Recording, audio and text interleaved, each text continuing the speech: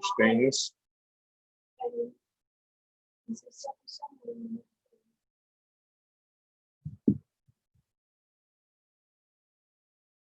Eu tirei daqui, não sei quando eu botei.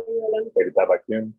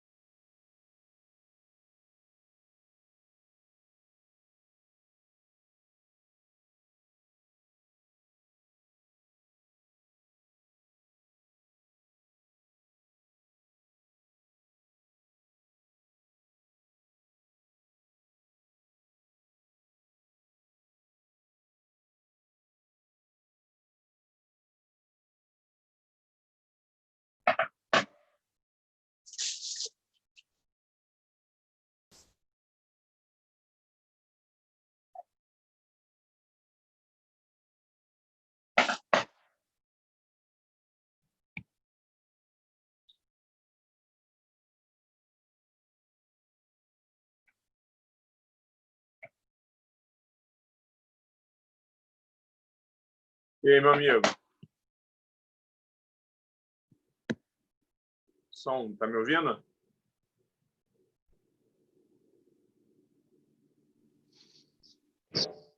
Oi, tá me ouvindo, meu amigo?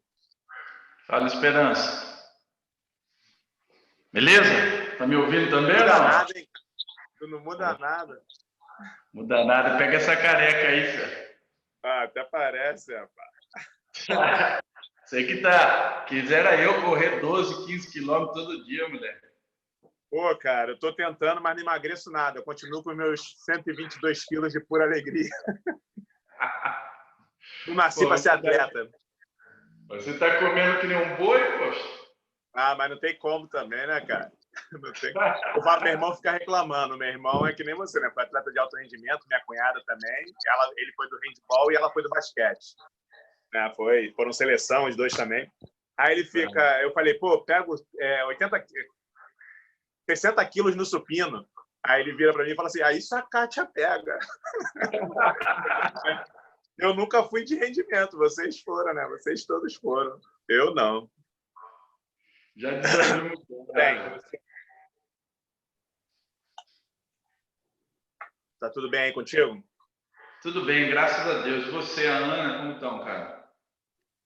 Deu uma melhorada agora, né? O luto é um negócio pesado. A família da Ana é uma família muito junta. Eles são muito próximos, né? Então o pessoal sofre muito. Eu, como vim de uma família totalmente diferenciada, a morte de um parente não me agride tanto quanto agride a ela, né? Entendi. E aí tá bem triste, mas deu uma melhorada. Deu uma melhorada aí, a gente está caminhando, né, cara? Ela tem que tomar as decisões, porque ela está com muito medo dessa pandemia. Sim. Aí a empresa está pedindo para ela voltar a trabalhar e ela está em dúvida se vai voltar ou não, se vai pedir demissão. Então a gente está nessa fase aí, né? Entendi. Aí, o foco é maior, né, cara? Aí São Paulo, né, cara? A preocupação é maior, né? É, tá bem tensa aqui no Rio. E essa loucura que a gente vive no Brasil também, né, cara? Essa briga dessa galera é um negócio absurdo, né? Tá louco. É pior que a pandemia. É absurdo. Aí é uma tristeza que aqui a gente optou em não ver mais televisão, a gente não vê mais jornal, Facebook só para ver meme, besteira. E eu tô doido para sair do Facebook de novo. A gente lá em casa também tem evitado bastante, cara. Tô vendo as novelas da Record agora, filho. Apocalipse e Jesus. Aqui a gente não vê nada. Mais seriado, vídeo de comédia, porque é muita coisa ruim, cara. Tá muito ruim o negócio. E a gente vai se mudar, né? Então a gente também tá nesse desejo de ir embora logo. Aí também não ajuda, né? Pra onde você vai, homem? Tá Itaipava, Petrópolis. A gente comprou um apartamento lá ano passado, tá construindo, né? É a primeira coisa que a gente compra em 13 anos de casado. Então, a gente até estava conversando aqui que a gente tá casando de novo, na verdade. Porque o nosso casamento foi muito... Muita gente ajudou, foi uma benção. Eu tinha 22, ela tinha 18, né, cara? Muito novo, né, cara? A gente se aventurou, a gente aproveitou muito a vida. Não tem que reclamar, não. A gente aproveitou, conquistou muita coisa junto. Mas agora acho que chegou a hora de firmar umas tendas aí, pensar em filho, né? 13 anos depois de casado, chegou a hora de pensar em filho, né? Então... Fala aí, professores! E aí, pastor Luiz? Ô, Rodrigo, esse é nosso diretor aqui, o sumo sacerdote do seminário. Prazer, querido Rodrigo. Bom lhe conhecer, viu? Apesar de ter jogado no Flamengo, ele é gente boa. Ah, tá certo. Deixa eu fazer o seguinte, Ulisses. Eu mandei um recado aí para você no celular, no teu zap, falando o seguinte, até eu mostrei a minha tela, que eu entrei como que eu estivesse fazendo uma reunião para mim mesmo, né? Só para te mostrar aonde você tem que clicar. Tá, vou ver aqui. Eu não sou muito bom nisso, você sabe. É só você botar lá um invite. Pô, tu é safo pra caramba. Eu vou sair aqui e vou entrar de novo, porque eu entrei também como seminário. Eu posso te derrubar a qualquer momento. Olha só que vacilo. Ah, você é o chefe, né, cara? Não, faz isso não, rapaz. Você é o professorzaço. Deixa eu sair. Você tá mandando aqui pra mim. Deixa eu ver se eu consigo. Rapidinho, Rodrigo. Tô saindo e tô voltando já. Beleza. Configurações da reunião. Negócio difícil, cara. Esse negócio de... aprender, deixa eu ver aqui. É porque eu uso no iPad, eu não uso no computador, né? Aí é diferente as informações que ele manda. Convidar, tem que convidar os alunos. Sim. E a mensagem.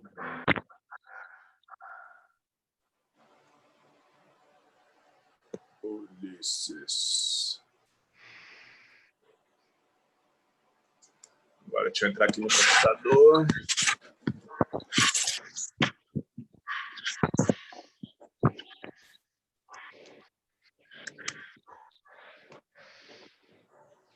Gmail.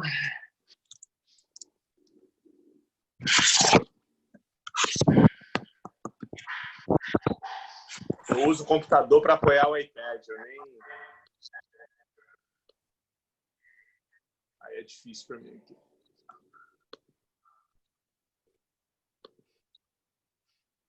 E a esposa, tá bem, Rodrigo? Tá tudo bem, cara. Recuperou bem.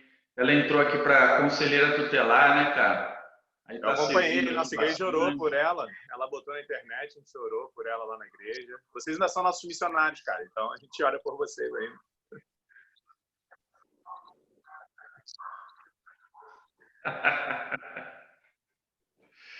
Tá ralando aí, cara. Graças a Deus. O Covid está muito pesado aí para vocês? Aí.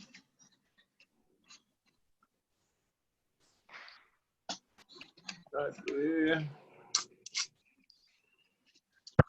Não tô conseguindo.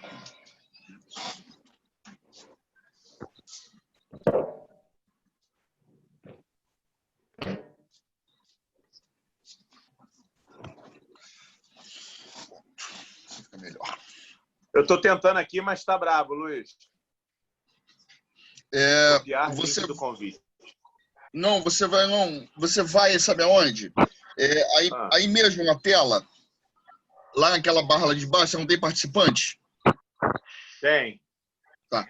Clica no participante, aí você vai ver ali invite, novamente, né? Convidar, ok, convidar. Isso. Aí clicou no invite, vai aparecer essa telinha. Não, para mim aparece outra coisa. Quando eu aperto aqui, aparece enviar por e-mail, enviar mensagem, convidar contatos, copiar link. Só aparece copiar link, né? Não aparece aquela copiar alguma coisa. Deixa eu ver. Copiar invitation. Não aparece copiar link do convite, né? Então, beleza. Que é o que eu fiz, foi o que eu mandei para vocês. Tá. Dá para entrar com link, por exemplo. Agora eu estou entrando só com o Betel. Não estou sabendo, não estou conseguindo. Estou clicando no teu convite, está entrando. Eu vou ter que entrar talvez pelo celular.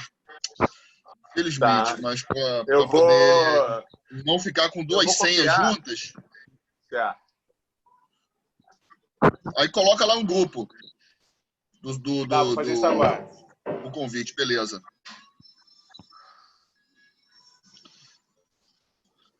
Mas quer dizer, Rodrigo, que você foi jogador de futebol, cara?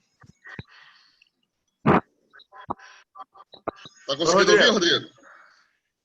Rapaz. Deus teve misericórdia de mim. Durante um tempo, sim. Tá cortando um pouquinho, porque acho que a gente acaba falando junto. Acaba cortando, pastor, não te ouvi direito. Quer dizer, eu estava só perguntando, você foi jogador de futebol, que o Ulisses estava falando aqui.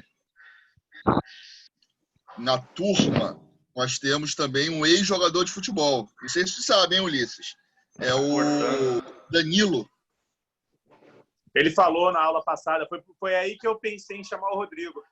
Ele falou do Zic, o Rodrigo, que ele foi pastoreado pelo Zic em Portugal.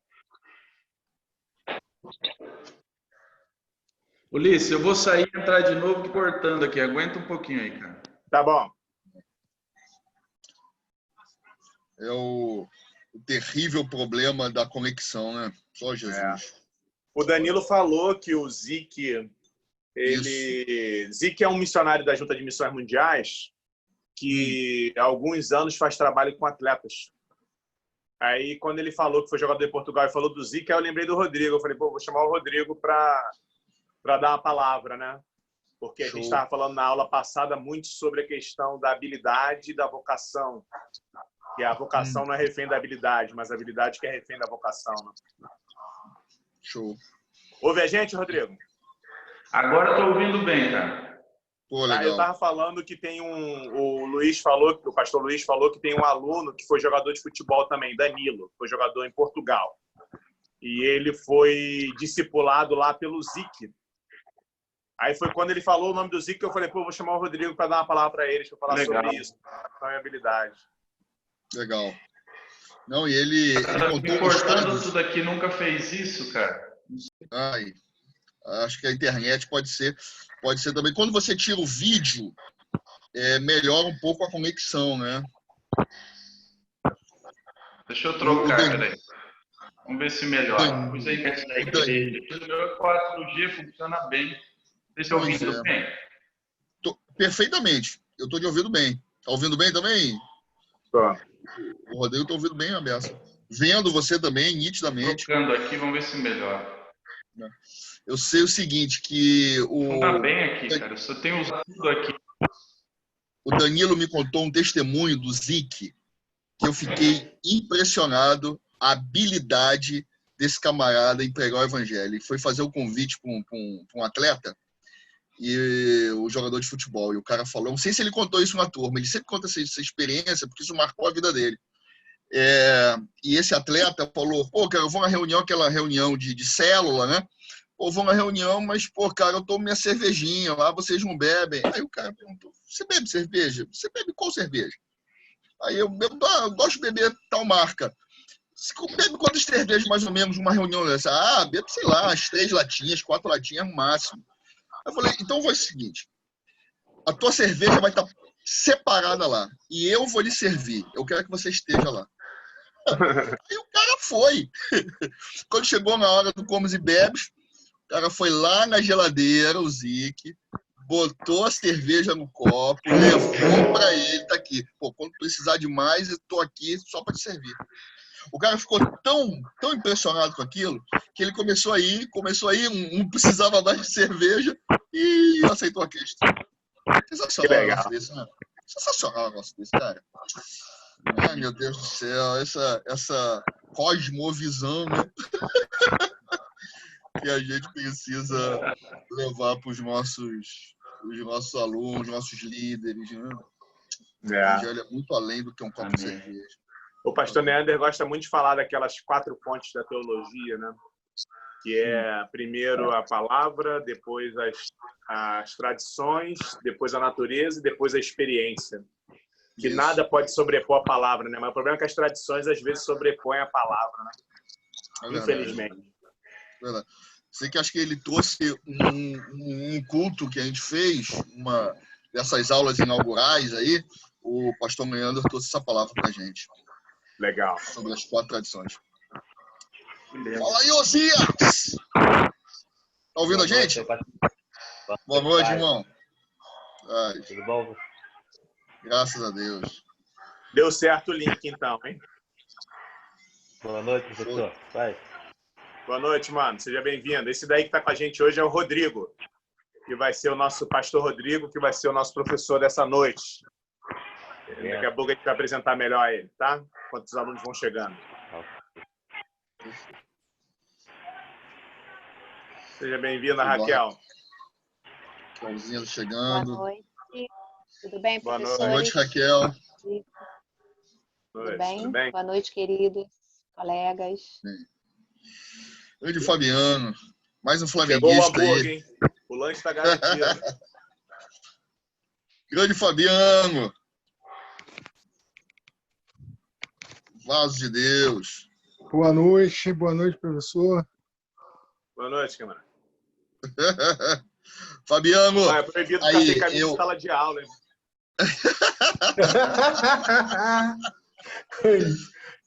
Fala aí, meu professor. Olha, eu experimentei na quinta-feira passada o sanduíche do Fabiano. E eu louvei a Deus por não estar morando em Jacarepaguá. Porque se eu tivesse em Jacarepaguá, ele não entrega, eu moro em São Cristóvão, ele não entrega em São Cristóvão. Porque se eu morasse em São Cristóvão, olha, eu tava perdido, rapaz. Porque, olha, eu comi um sanduíche que tinha uma cebola, até hoje eu tô com coisa, uma cebola caramelizada no meio do sanduba, de aqueles sanduíches naturais, não, artesanais. Hambúrguer artesanal. Sensacional! Sensacional, muito bom. Deixou o pastor bem. Maravilha. Outro nível de santidade. Quem quiser vai se fartar. Não tem combo ainda. Estou fazendo aqui a propaganda. Aí. É isso aí. Obrigado, meu pastor. Nada, irmão. Tamo junto. Ô, Fabiano, manda a divulgação do privado, né? Se você não quiser colocar no grupo, manda no privado dos colegas lá do seminário, né? Vou mandar um para cada um. Isso. Obrigado, Raquel. Vale a pena. E como eu sei que tu tá com dinheiro, não esquece de ficar com cara.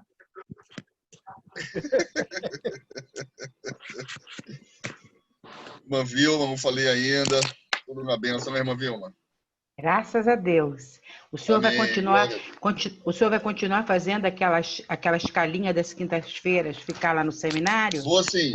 Essa quinta-feira estarei lá. Toda quinta-feira eu estou lá no seminário. Quem tiver alguma dificuldade, às vezes, de fazer, né, a transferência e tal, eu estou lá para receber da galera, já recebi de alguns. Tamo junto aí. Queridos, eu não vou poder participar agora da aula, infelizmente, né, mas eu vou tentar ao máximo chegar aqui por volta de 8 e pouquinho, tá bom? Aí para acompanhar aqui a aula do professor, pastor, missionário Rodrigo, e vai ser um momento muito especial. Aproveitem, viu?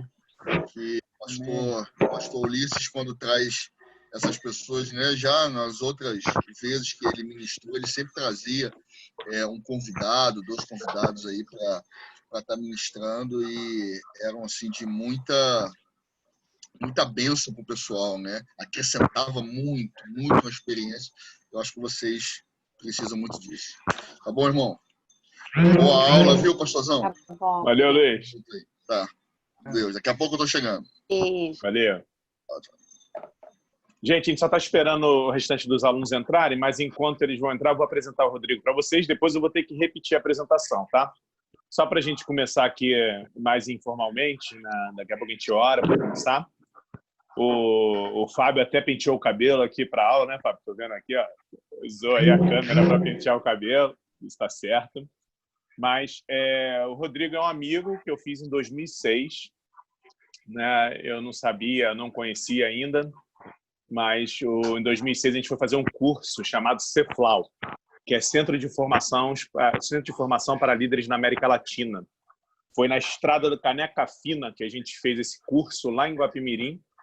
É um curso que acontece até hoje. Hoje ele ampliou, já teve muitas modificações. A gente ficou quantos dias lá, Rodrigo? 15 ou 20? Eu não lembro. 12.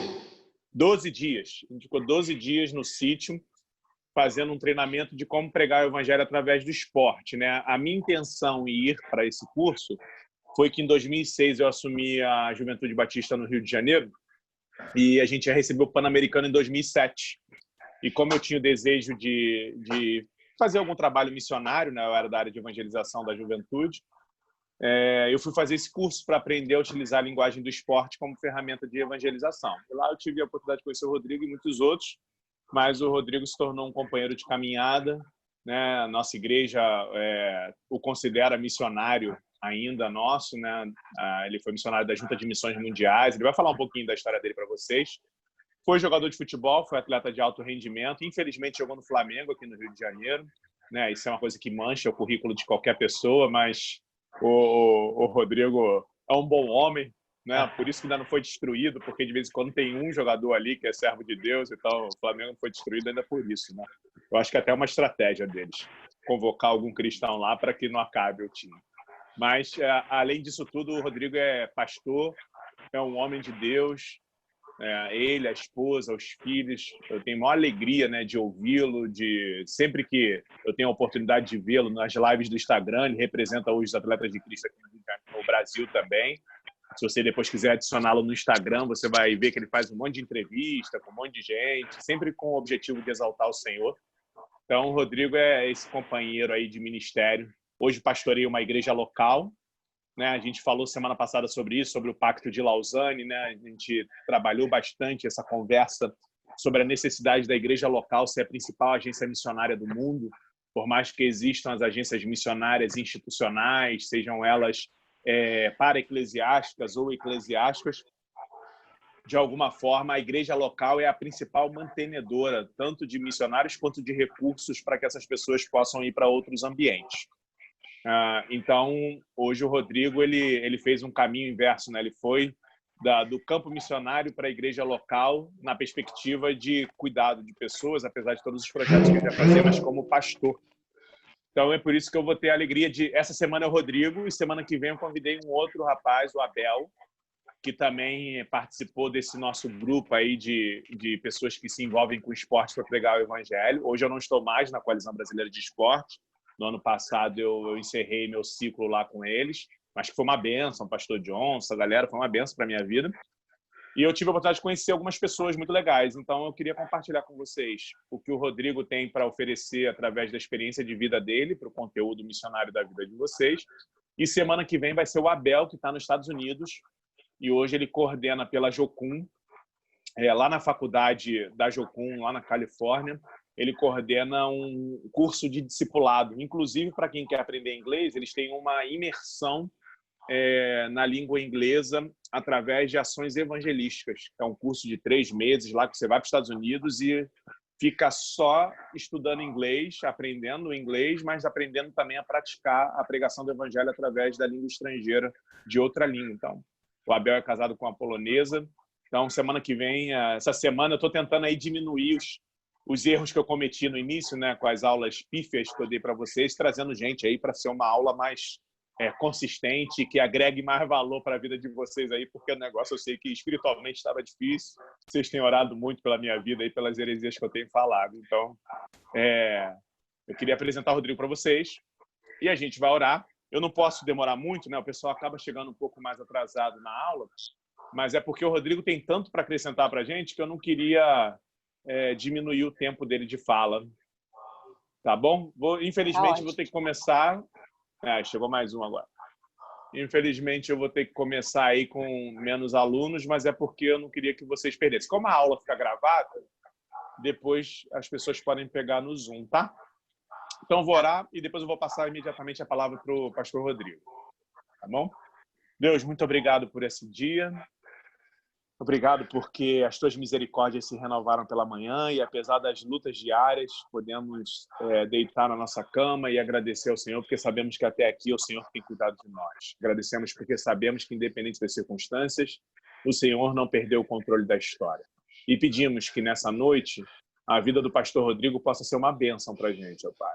Que ele possa compartilhar um pouco da experiência dele, da vocação missionária dele, e que isso possa agregar no nosso conteúdo também como estudantes de teologia. Tem misericórdia de nós, é a nossa oração, nosso pedido, em nome de Jesus. Amém. Pastor Amém. Rodrigo, com a palavra.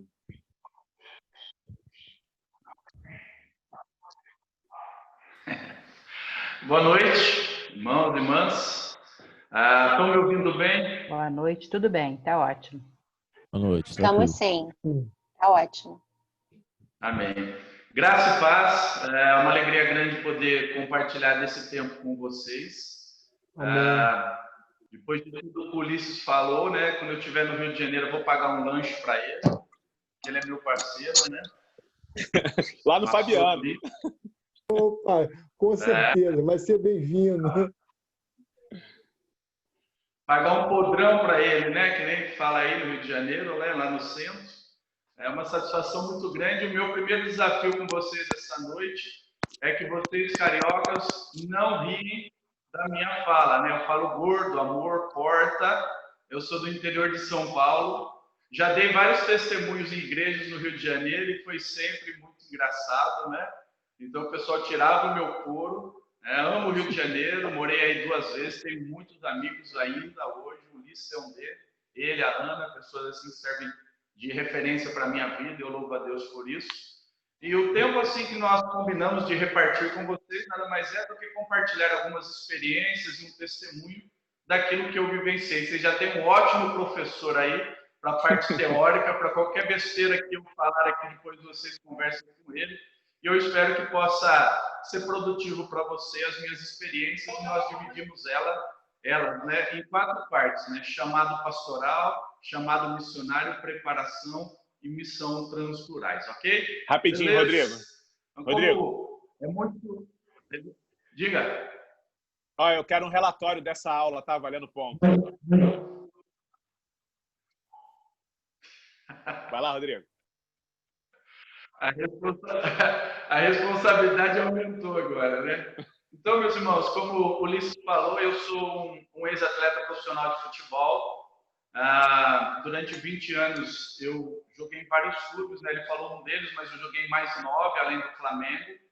E eu louvo a Deus pelo Ministério de Atletas de Cristo, porque foi através do Atletas de Cristo que eu conheci a Jesus. Num dos clubes que eu passei, quando eu estava com 27 anos, eu fui convidado por um grupo, né, como funcionam os Ministérios de Atletas de Cristo, e ali eu pude conhecer a Jesus e tive a minha vida transformada por ele. Eu sou de uma família católica não praticante, como a maioria aqui do nosso interior de São Paulo, descendente de italiano, que conheci o mundo, né, vícios, prostituição e aquilo que o dinheiro oferece através do futebol, mas um dia o Senhor transformou a minha vida.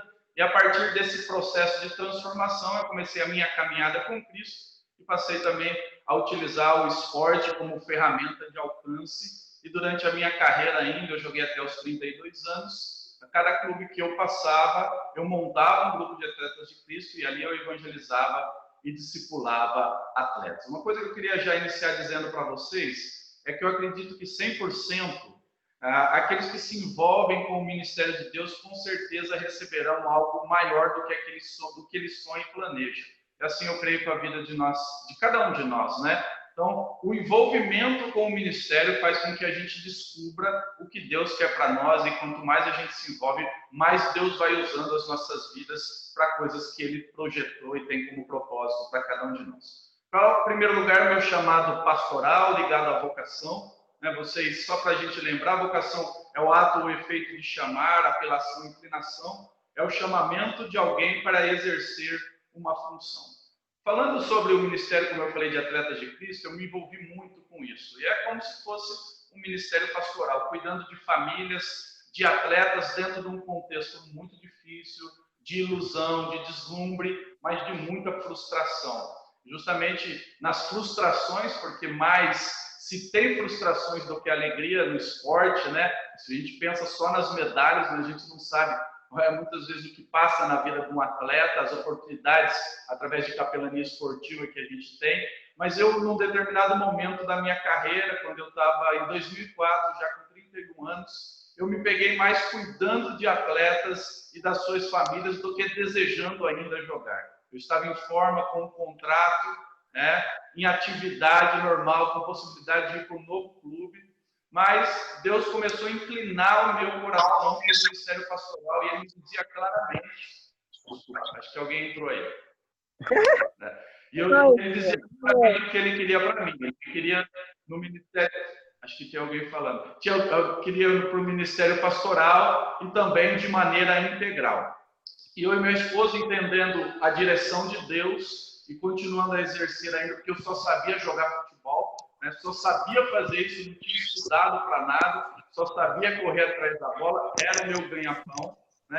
E dentro disso a gente começou a orar para saber qual seria um grande momento para a gente parar. E aí foi nosso momento de crise, porque fazer o que da vida para responder o chamado de Deus? E entre alguns pastores que eu procurei, né, tentando orientações, pessoas mais experientes, o pastor Ulisses já citou um deles, o pastor Johnson, foi um dos que me ajudou nesse processo. Eu compartilhando, ele é um ex-atleta, conhece a linguagem do esporte. Eu perguntei, pastor, quando parar? Ele disse, quando você perder a excelência. Realmente chegou um período que eu já tinha convicção do meu chamado pastoral, do desejo e da necessidade de me preparar e ir para um seminário. Eu era membro da primeira igreja batista aqui na minha cidade, né? Eu moro em Santa Rita do Passa Quatro, você não conhece, mas é no interior de São Paulo, né? E dentro disso ele me disse sobre a questão da perda de excelência. Foi realmente em 2005 que aconteceu. Eu, apesar de treinar, jogar e fazer tudo buscando, né, resultado e meu ganha-pão, mas o meu grande desejo era cuidar de atletas e era o que eu fazia. A ponto de terminar aquele momento, né, um por todos, todos por um, que entraram em campo, e eles esperavam o treinador sair e perguntavam, e aí o que a gente faz hoje? Eu sempre tínhamos oportunidades e nós entregamos em 2005, em maio de 2005, que era tempo de parar com o futebol e poder ir se preparar, né, para exercer aquilo que Deus tinha já como direção, que era o ministério pastoral. Foi muito frustrante para alguns familiares meus que não eram crentes na época, como meu pai. Ele achava que eu era louco, né, mas a verdade era louco por Jesus e queria cumprir o chamado que ele tinha para a minha vida. E assim foi. 4 anos e meio de seminário, assim como vocês estão aí no Betel também. Se eu não me engano, Ulisses, é o que eu tive aí quando era a igreja, se eu não me engano é o mesmo prédio. Eu tive uma vez aí frequentando, acho que é o mesmo seminário, né? Conheço aí o seminário. É ele, Ulisses? Não é outro esse? Essa é uma parceria do Betel, é uma extensão dele num outro bairro, mas é uma extensão do Betel, uma parceria entre o Betel e o Betel Reviver. Esse é o Betel Reviver. Ok, tá bom. Então, dentro disso, eu, com 6 meses de seminário, eu já me tornei pastor da igreja, né? O nosso pastor já tinha uma certa idade e com a saída dele, eu já exercia ainda bem imaturo, iniciando o meu processo de aprendizado no seminário, mas ao mesmo tempo era importante porque aquilo que eu aprendi eu já conseguia colocar em prática. E foi assim durante um bom período, né, em que eu me envolvi com a igreja local. A verdade é que eu pastoreei essa igreja antes de ir para o campo durante 9 anos. E quando eu pastoreava, eu não só cuidava de gente, mas também utilizava as ferramentas que eu conhecia do esporte para poder expandir o reino de Deus. Dentro do seminário, já pastoreando a igreja, nós tivemos uma semana teológica. E nessa semana teológica aconteceu a segunda parte que eu quero falar com vocês, que é a respeito do meu chamado missionário. Já pastoreava a igreja e dentro dessa semana teológica eles trouxeram um pastor missionário, o pastor Fabiano Nicodemo, que trabalhava em Cesena, uma cidade no centro-norte da Itália. Ele era o palestrante daquela semana e nós, como seminaristas, estamos ali para preparar trabalhos, projetos e ouvi-lo. E uma das suas ministrações foi lá em Mateus capítulo 9, versículo 35 a 38, nós conhecemos bem, né? Enquanto Jesus passava por todos os lugares, né? Pregando a palavra, curando enfermos, expulsando demônios, ele vira, sente compaixão por Jerusalém, fala um pouquinho sobre a seara, né? Que os campos estão brancos, mas são poucos os trabalhadores. E quando ele diz, peçam ao Senhor da seara que envie mais trabalhadores, ele compartilhou que o sonho há muitos anos que ele orava é para que Deus pudesse enviar um missionário na área do esporte para poder servir na Itália. Imagine, eu sentado no último banco, não conhecia o pastor, não conhecia o trabalho dele, mas eu senti ali um toque do Espírito Santo, como se fosse uma flechada, dizendo, você é a resposta, eu te falo com humildade, você é a resposta desse pastor do tempo que ele ora. Imagine o meu coração, né? Eu tremia porque eu estudava em Ribeirão Preto, a 80 quilômetros da minha cidade. Eu não conseguia dormir, né, devido à empolgação, ao avivamento que eu senti do Espírito Santo ali na minha vida. E quando cheguei em casa, 00:30, minha esposa já dormindo, eu chacoalhei ela e disse: arruma suas coisas que nós vamos para a Itália. A empolgação era tanta que eu queria já vender minha casa e poder ir para a Itália cumprir o meu chamado. Interessante, pensando sobre isso, é que diante dessa empolgação, eu ainda não estava preparado para cumprir o meu chamado. E entre minhas crises, entre a empolgação de ir embora e saber que não era o tempo ainda, eu novamente procurei alguns pastores mais experientes, tentando buscar uma resposta que apaziguasse o meu coração diante da empolgação de logo ir para o campo. E aí um dos pastores, o pastor Elcio Milan, pastor muito amigo meu, foi meu pastor durante 1 ano e meio, numa cidade que eu joguei, congreguei na sua igreja, ele disse assim simplesmente para mim: você deseja desenvolver uma plantação de igreja, mas você ainda não sabe direito como é o funcionamento de uma igreja. Então, acalme o teu coração, aprenda como funciona uma igreja, como é pastorear uma igreja, e depois vá cumprir o seu chamado. É interessante pensar nisso, meus irmãos, porque eu tinha a ferramenta do esporte, assim como o Ulisses tinha sido preparado, tinha a experiência do ministério, a experiência de ter sido um jogador, mas eu só tinha isso. Na verdade, isso não era suficiente para o cumprimento da minha chamada.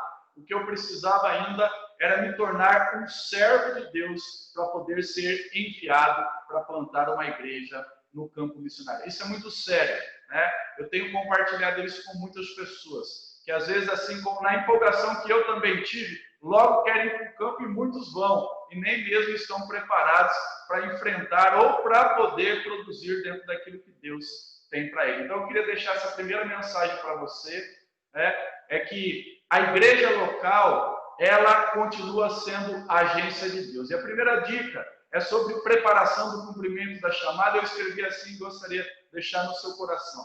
Assim como a pré-temporada é fundamental na vida de um atleta que deseja competir, assim também a igreja local será fundamental na vida de um servo que deseja cumprir o seu chamado missionário. Amém por isso? Né? Assim como o atleta precisa se preparar, você vê agora, né, os atletas estão tentando voltar aí, né, a jogar, mas não estão preparados, é uma preocupação muito grande. Atletas estão tendo contusões, estiramentos, problemas musculares. É assim também, a igreja é fundamental nas nossas vidas para que a gente se prepare para depois ser enviado. E aqui eu escrevi algumas coisas em relação à igreja local. É na igreja local que a gente amadurece e cresce como crente. É na igreja local que a gente se desenvolve como servo. É na igreja local que a gente aprende a exercer as nossas funções, no meu caso, o ministério pastoral. É na igreja local que a gente aprende a dar com as dificuldades que o ministério impõe. É na igreja local que a gente se torna resiliente.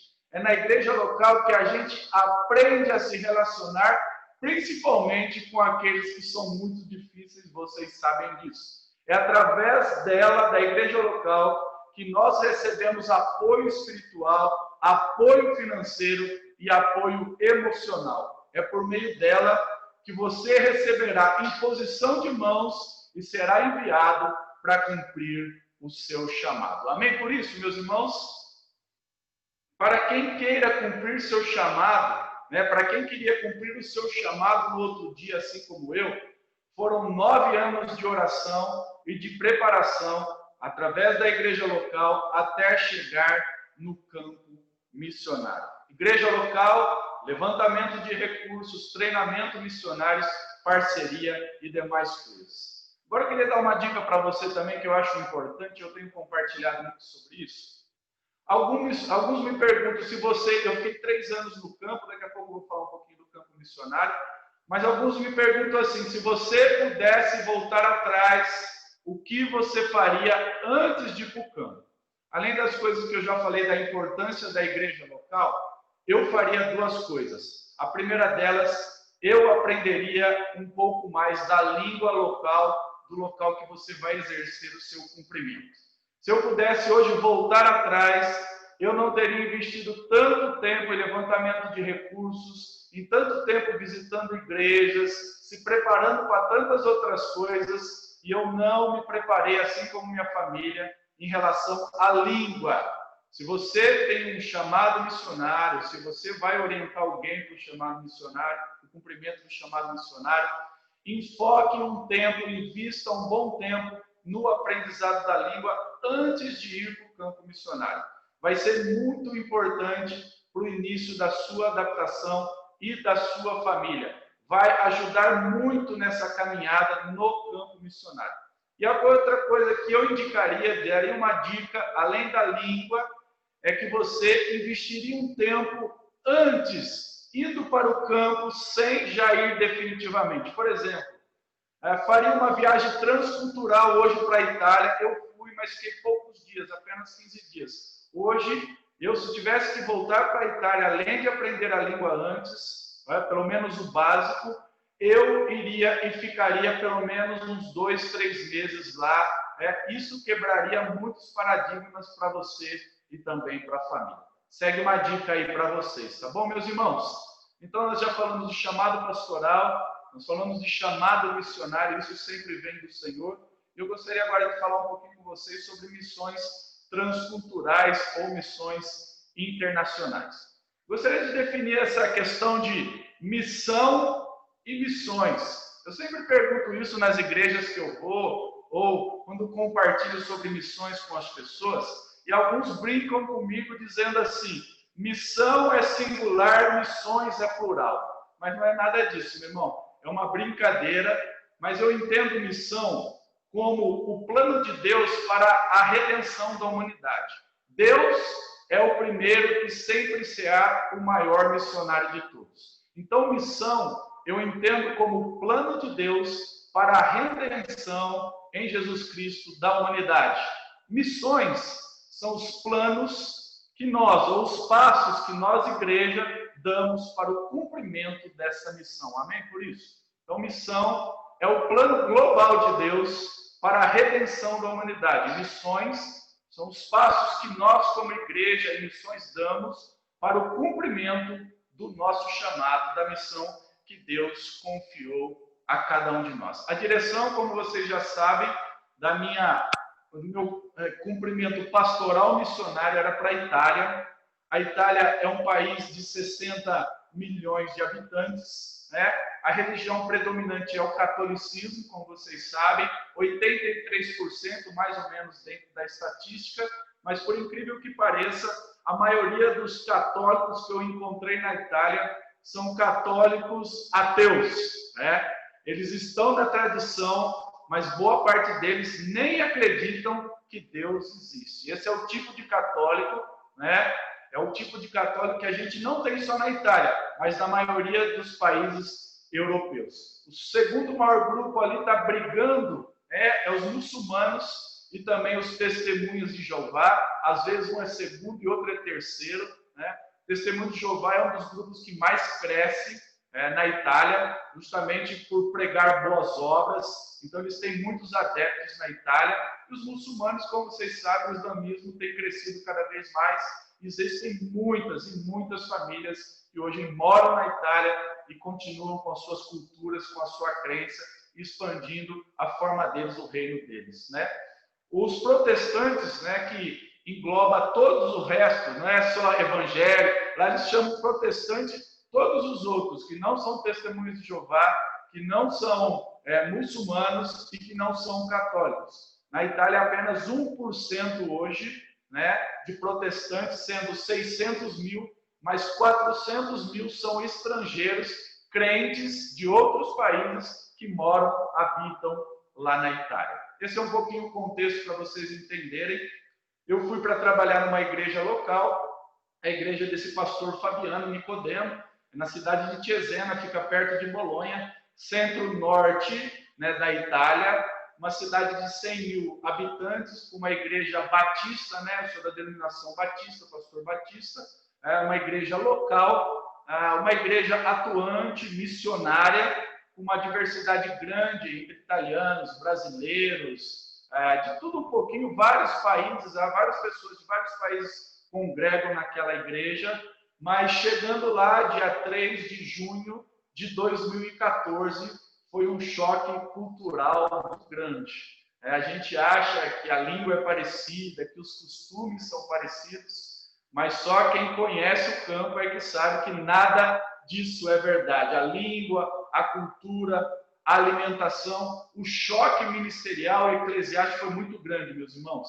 A falta de preparo da igreja, eles queriam nos ajudar tanto, a ponto deles dizerem: ninguém conversa em português com eles, só italiano. Mas mal eles sabiam que nós não sabíamos nada de italiano. A gente não sabia nada da língua italiana. Então, se eles falassem ou não, para nós não mudava nada. Logo de cara, nós tivemos um problema muito sério. Nós ficamos 21 dias sem energia, era uma época de calor, tomando banho de caneca. E aí você pode pensar, mas na Itália, na Europa, sim, meus irmãos, na Itália também acontece isso. 21 dias tomando banho de caneca, perdendo tudo na geladeira. Então Deus já foi ali logo provando a nossa fé para ver se realmente era isso que a gente entendia do Senhor. A crise ministerial foi muito grande, porque, como eu falei para vocês, 9 anos eu pastorei aqui e fui para dividir um ministério com outro pastor, que tinha uma visão diferente, um estilo pastoral diferente, e ele, vamos dizer assim, era o pastor titular, e eu estava chegando para aprender, apesar dele ser um grande amigo meu. E além disso, eu cheguei com a mala cheia de estratégia, né? A gente chega cheio de habilidade, que nem um jogador craque, né? Pedala, você chega cheio de esporte, nossa, um monte de ferramenta, irmão. Mas posso te dizer que, principalmente no início, não serviu para nada.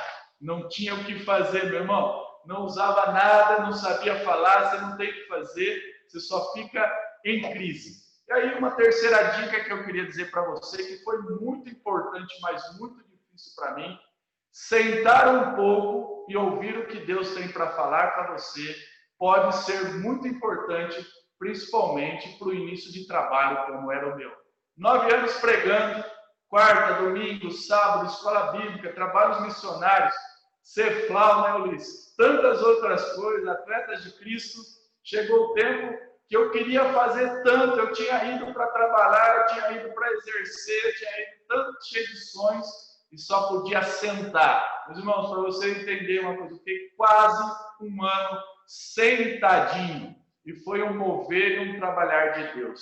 Talvez a gente quer fazer tanto, mas às vezes Deus está dizendo: senta, baixa a bola um pouquinho, que eu preciso falar algumas coisas com você. E posso dizer, dentro desse sentar de Deus sobre a minha vida, foi um tempo muito importante, porque há muito tempo eu não tinha um tempo para ouvir Deus falar comigo. Estava sempre falando com as pessoas, na correria do trabalho missionário, mas eu precisava ouvir Deus falar comigo. E dentro dessa crise, né, de ativismo, do momento de choque cultural, choque familiar, né, a ponto de você não ter energia e não ter condições de falar no telefone. Como que eu vou falar, pedir, vem religar minha energia aqui, meu irmão? Não tinha condições de fazer nada disso, né? Era tudo muito novo. Então, dentro dessa crise existencial, ministerial, eu comecei, como falei para vocês, ter mais tempo para buscar a Deus. E 2 momentos foram cruciais no meu ministério, eu digo no campo missionário. E aí vai a quarta dica para vocês. Não é você quem faz, não é o Senhor quem faz por meio de você e do jeito dele. Eu queria fazer do meu jeito, daquilo que eu tinha aprendido, da forma que eu achava que tinha que ser, e Deus permitiu todo esse momento de crise, de choque cultural, para que eu pudesse entender que é por meio dele e deveria e tinha que ser do jeito dele. E aí, num contexto que eu vivia, somente Deus podia fazer. Eu não sabia falar direito, não conhecia a cultura direito, choque ministerial, dificuldade com a igreja local, né? E aí, queria compartilhar 2 textos com você. Na verdade, o primeiro deles está lá em Lucas, capítulo 18, versículo 1. Se você não quiser abrir, é um texto bastante conhecido, que diz assim: Os discípulos, Jesus falou que os discípulos deveriam orar e nunca desanimar. Num desses momentos, buscando a Deus, com crise existencial, com crise ministerial, Deus me revelou esse texto, fez com que eu pudesse ir a ele, e essa palavra foi como um bálsamo para mim, porque diante dessa crise que eu estava vivendo, tudo o que eu precisava era buscar a Deus em oração e não desanimar, porque o propósito dele iria se cumprir sobre a minha vida. E tem uma música em italiano também, que ela diz assim: Niente c'è impossibile. Não vou cantar para vocês, senão vocês vão sair do Zoom aí, vou atrapalhar o ouvido de vocês, mas ela dizia assim no refrão: nada é impossível para Deus. E mesmo tempo que eu li esse texto, eu busquei um louvor em italiano e veio essa música. Então, a direção de Deus para aquele momento, para a minha vida, era orar sem cessar e não desanimar, e entender que o propósito de Deus iria se cumprir, porque para Ele, aos meus olhos, era impossível que acontecesse alguma coisa, mas para Deus nada é impossível. E aí, compartilhando algumas coisas com vocês sobre a grande comissão. Jesus, nós conhecemos isso de cor, ele disse: ide e fazer discípulos de todas as nações, batizando em nome do Pai, do Filho e do Espírito Santo, e ensinando a guardar todas as coisas que vos pedi, e eis que estarei com vocês até a consumação dos tempos. Todos nós sabemos disso, todos nós sabemos o que nós devemos fazer. Mas uma coisa que nós não podemos descartar, e eu aprendi isso nesse tempo, que no Brasil, meu irmão, eu sei que alguns às vezes têm experiência transcultural, conhecem muito sobre isso, mas no Brasil, muitas vezes, a gente nem precisa contar com a ação do Espírito Santo. Muitas vezes, a gente faz do nosso jeito. E vocês sabem como funciona. Nós somos muito ativistas, né? Nós damos um jeito, nós temos estratégia, nós temos ferramenta. Eu, durante muito tempo, eu também fui assim, né? A gente faz acontecer.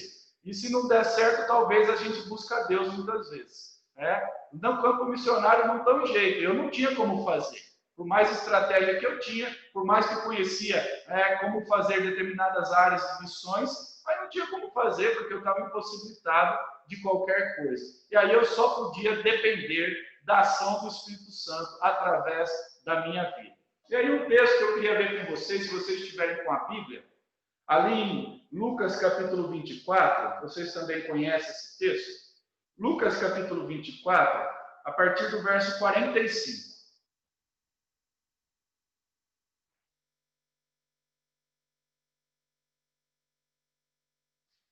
Amém? Diz assim: então, lhes abriu o entendimento para que pudessem compreender as Escrituras. E lhes disse: está escrito que o Cristo haveria de sofrer e ressuscitar dos mortos no terceiro dia, e que em seu nome seria pregado o arrependimento para perdão dos pecados a todas as nações, começando por Jerusalém. Vocês são testemunhas dessas coisas, e eu lhes envio a promessa de meu Pai, mas fiquem na cidade até serem revestidos do poder do alto. Texto bastante conhecido, e para mim serviu de muito ensinamento nesse período do campo missionário, porque eu precisava ficar parado, como eu falei para vocês, para que eu pudesse entender qual seria o processo bíblico para o cumprimento do meu chamado. A grande comissão eu já entendia, mas por outro lado, eu quis chegar e logo já ir fazendo, e eu era impossibilitado de fazer por tantos obstáculos que o campo eles colocam, né, apresentam sobre você. Mas uma coisa que interessante que Jesus falou não foi apenas instituir a grande comissão, que eles deveriam ser testemunhas a partir de Jerusalém, mas que eles precisavam ser revestidos do poder, da autoridade, da capacitação do Espírito Santo. E que eles deveriam permanecer em oração até que isso pudesse acontecer. A gente vai para Atos 1:8, a gente vê isso, né? Que eles seriam testemunhas, que eles precisariam ser revestidos pelo poder do Espírito Santo para serem testemunhas. Em Atos 1:14, a gente vê que eles estavam na casa e permaneceram ali orando. E quando a gente já chega em Atos capítulo 2, a partir do verso 1 até o 4, a gente vê o cumprimento da promessa do Senhor Jesus Cristo. a capacitação do Espírito Santo para o cumprimento da missão que eles tinham de continuar a obra que o Senhor Jesus Cristo tinha conferido a cada um deles. E foi isso que eu também fiz. Eu permaneci em oração, entendendo que eu precisava ser revestido, capacitado, não só como eu fui por missões, pela minha missão, das estratégias, do ministério pastoral, das experiências que eu tive como atleta, das ferramentas que eu tinha levado, mas principalmente da autoridade, do poder que vinha do alto do Espírito Santo. E assim eu permaneci durante muito tempo. E após um tempo, realmente, as coisas começaram a acontecer, não mais pela minha força, pelo meu ativismo, pelas minhas habilidades, pelas minhas estratégias, mas sim pela direção e poder e autoridade e capacitação do Espírito Santo. Um testemunho só para vocês entenderem, eu ainda falava pouco a língua italiana. Então, quando eu comecei, depois de quase um ano pregar na igreja, eu precisava ainda de tradutor, né? Porque o italiano é muito exigente com o italiano. O italiano ainda era meia boca, para falar a verdade para vocês. Mas naquele dia tinha uma irmã brasileira traduzindo. E a igreja parecia um túnel, assim, sabe? Tinha uma portinha de entrada, né? Enquanto eu estava pregando, eu vi que entrou um rapaz com uma muleta, com uma deficiência numa perna. Ele era loiro, jovem, e sentou e continuou ouvindo a mensagem. Eu percebi que ele entendia tanto em português como em italiano. E aquilo me trouxe muita curiosidade. Quando eu terminei de ministrar a palavra, ele me procurou e disse: preciso falar contigo. Ele falava um português meio arrastado, mas falava. Ele tinha namorado uma brasileira, por isso ele entendia e falava um pouco de português. Mas ele disse que enquanto ele estava passando na frente da igreja, ele ouviu uma pregação em português. E porque ouviu o português, ele se sentiu curioso de entrar e ouvir quem era aquele brasileiro que estava ministrando. Imagine um milagre de Deus sobre isso, né, meu irmão? Um italiano entrar numa igreja porque um brasileiro está pregando em português. Realmente ele era italiano e eu tive a oportunidade de evangelizá-lo, discipulá-lo e encaminhá-lo para a igreja local. Entre outros milagres, e aí não vou pregar a teologia da prosperidade, qualquer coisa o Ulisses aí me corrige depois, mas entre a necessidade do campo, em 2015, aqui no Brasil, nós vivemos um momento muito difícil economicamente, e quando aqui vive um momento difícil, afeta o campo missionário, e lá nós tivemos sérios problemas financeiros, né, para a manutenção das nossos adotantes, para algumas necessidades que nós tínhamos no campo, entre elas um carro. Nós estávamos precisando de um carro naquele período, porque nós estávamos fazendo alguns trabalhos ao redor de Cesena, e a gente não tinha um carro para poder se locomover, nem mesmo com a família. E nós começamos a orar, entendendo da necessidade. O Brasil não tinha como nos financiar, isso é a nossa junta de missões, e nós oramos e mandamos um projeto, né, de trabalho para algumas pessoas, mas assim, por e-mail, enviamos. Passaram 7 dias, nós recebemos um comunicado de uma das pessoas que recebeu esse e-mail meu do trabalho, dizendo que estava doando um carro zerado para nós. 15 mil euros, meus irmãos, né? Imagina aquela fase difícil, e a gente entendia que tudo era ação de Deus para cumprimento da nossa missão. E também para deixar o nosso pastor amigo Ulisses alegre, um dos milagres também que Deus fez após um tempo de campo missionário, foi através da vida do Leandro Castan, que é zagueiro do Vasco, né? Ele jogava na Roma nesse período, e ele já estava na Itália já estava 3 anos. Eu morava em Cesena, e ele morava em Roma, 350 quilômetros distante de mim. E quando eu estava levantando ainda recursos para ir para o campo missionário, ele é de Jaú, uma cidade perto da minha aqui, e a família dele fez o contato comigo e pegou o telefone e disse: olha, quem sabe, pastor, um dia vocês se encontram lá na Itália. E ele teve um problema sério de saúde, né? Já deu vários testemunhos aí, creio que a maioria de vocês já deve ter ouvido. Ele teve um cavernoma na cabeça, que é como se fosse um tumor perto da orelha, né? E nesse problema de saúde que ele teve, a família se lembrou do pastor missionário, né? Novamente uma ação do Espírito Santo, e eles entraram em contato comigo. E eu disse: olha, eu vou aí na casa ver como ele está, mas queria dizer para vocês que eu não sei chegar em Roma, né? E aí eu até brinquei outro dia, o Luiz estava na live, né? Tem um ditado que diz que todos os caminhos levam a Roma. Mentira, meu irmão. Não é verdade isso. Na antiguidade, sim, né? Mas se você estiver numa cidade como Cesena, que eu estava, e pensar que todos os caminhos levam para Roma, é mentira. Mas me ensinaram como ir para Roma, e lá eu fui para Roma, 350 quilômetros de trem. Encontrei um atleta de alto rendimento, com passagem pela seleção, 15 quilos mais magro, né? Bem debilitado, precisando de ajuda, precisando de uma capelania espiritual, esportiva, como a gente diz. E ali a gente começou a caminhar com ele, e uma das coisas que eu disse para ele nesse período foi: Leandro, Deus te trouxe aqui porque tem um propósito para a sua vida. E com certeza não é ganhar títulos para Roma, não é ser um jogador famoso, mas é ser um instrumento de Deus na expansão do reino dele. Ele fez essa cirurgia na cabeça, abriu toda ela, né? E nós continuamos acompanhando de longe. Mas quando ele se recuperou um pouquinho, ele disse: pastor, eu estou aqui 3 anos e nunca testemunhei de Jesus para as pessoas. Mas eu entendo agora que Deus está me dando uma nova oportunidade de vida e eu não quero desperdiçar. Eu quero realmente fazer o que Ele deseja para mim. O senhor não pode vir aqui na minha casa? Ele tinha mais ou menos uns 60, 70 amigos, entre brasileiros e italianos, né, que frequentavam a casa dele. Ele falou: olha, eu dou testemunho, o senhor prega. Eu falei: vou. Fomos lá com a minha família, né, período de inverno, -3, muito frio, neve. E naquele dia nós tivemos a oportunidade de pregar o evangelho para pessoas que diziam: o que é uma Bíblia? O que é um pastor? Nem mesmo sabiam o que era um pastor, a maioria deles. Passado um mês ele disse: pastor, vamos fazer aquele jantar de novo?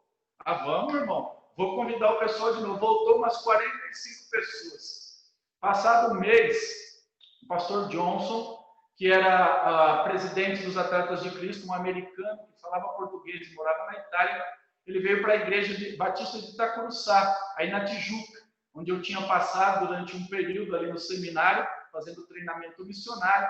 E ele pregando, falando do trabalho de Atletas de Cristo na Itália, alguém procurou ele, que eu não sei quem que é, aquelas cristocidências, e disse: poxa, tem o pastor Rodrigo lá, ele trabalha com esporte, por que você não faz o contato com ele? Quando ele chegou na Itália, ele fez o contato comigo. E uma das orações dele era que ele tinha o desejo de montar um grupo de Atletas de Cristo em Roma. E por coincidência do Espírito Santo, meu irmão, eu já estava indo para Roma. E aí nós começamos um grupo familiar, né? E também um grupo de Atletas de Cristo. Eu ia uma vez por mês para Roma, né? Para poder evangelizar e discipular e ministrar a palavra para pessoas. E nós começamos a entender do Espírito Santo, né? Oração, revestimento e direção do Espírito, que nós precisávamos mudar para Roma.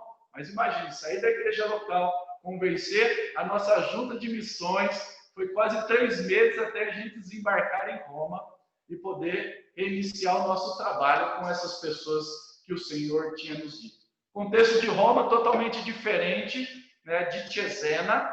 Na Itália funciona assim: quanto mais para o norte, mais organizado, mas mais fechado para relacionamento.